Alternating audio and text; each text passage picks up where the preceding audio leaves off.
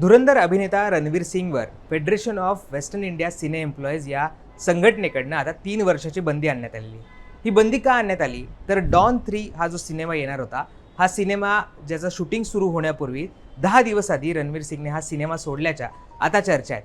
हा सिनेमा सोडण्यामागे वेगवेगळी कारणं सांगितली जात आहेत, पण रणवीर सिंगने हा निर्णय घेतल्यामुळे जवळजवळ प्री प्रोडक्शनचं 45 कोटी रुपयांचं नुकसान झाल्याचं या संघटनेचं म्हणणं आहे. ही संघटना जे तंत्रज्ञ असतात, इतर कामगार असतात, यांच्यासाठी काम करते आणि त्यांचं म्हणणं आहे की रणवीर सिंगने हा निर्णय घेतल्यामुळे आता त्यांनी जे तंत्रज्ञ आहेत, इतर जे कलाकार आहेत, त्यांनी ज्या डेट्स दिल्या होत्या या फिल्मसाठी तिथे त्यांना काही काम नसणार आहे. त्यांनी इतर प्रोड्युसर्स आहेत, इतर जे प्रोडक्शन हाऊसेस त्यांना नाही म्हटलं होतं आणि त्यामुळे त्यांचं मोठ्या प्रमाणावर नुकसान या सगळ्या निर्णयामुळे होणार आहे. आणि रणवीर सिंग असा कुठलाही निर्णय तडकाफडकी घेऊ शकत नाहीत, ते काही कायद्याच्या वरती नाही आहेत, असं सुद्धा या फेडरेशनच्या अध्यक्षांकडनं सांगण्यात आलेलं आहे. पण हा नेमका वाद काय आहे अगदी थोडक्यात समजावून घेऊयात. रणवीर सिंग हा डॉन 3 मध्ये काम करणार होता. फरहान अख्तरची ही फिल्म आहे. आपल्याला माहिती आहे की याआधी सुद्धा शाहरुख खानने या सगळ्या फिल्ममध्ये काम केलं होतं.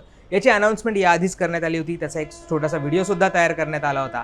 पण हा फिल्म नाकारण्यामागे किंवा ही फिल्म सोडण्यामागे वेगळी कारणं सांगितली जातात. एक कारण म्हणजे रणवीर सिंग आणि फरहान अख्तर यांच्यामध्ये क्रिएटिव्ह काही जे गोष्टी होत्या त्याच्यामधनं त्यांची मतमतांतर होती. रणवीर सिंगला ॲग्रेसिव्हली ही सगळी वेगळ्या पद्धतीनं डॉन दाखवायचा होता, तर फरहान अख्तरला ज्या आधीच्या पद्धतीमध्येच हा डॉन दाखवायचा होता असं सुद्धा म्हटलं जात आहे. दुसरीकडे या फिल्मच्या प्रोडक्शनला डिले होत होता आणि त्यामुळे सुद्धा रणवीर सिंग नाराज असल्याच्या चर्चा आहेत.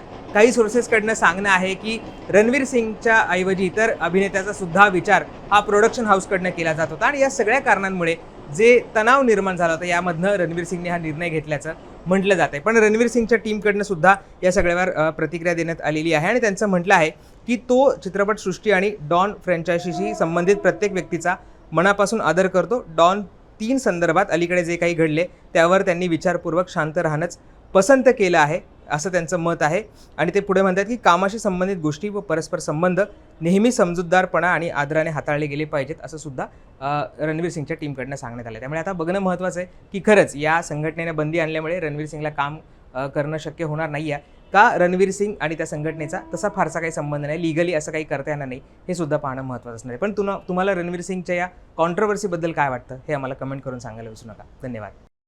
शिकूया AI ची क्रांती. चला करूया MSCIT. आजच नजीकच्या MSCIT केंद्रात आपला प्रवेश निश्चित करा.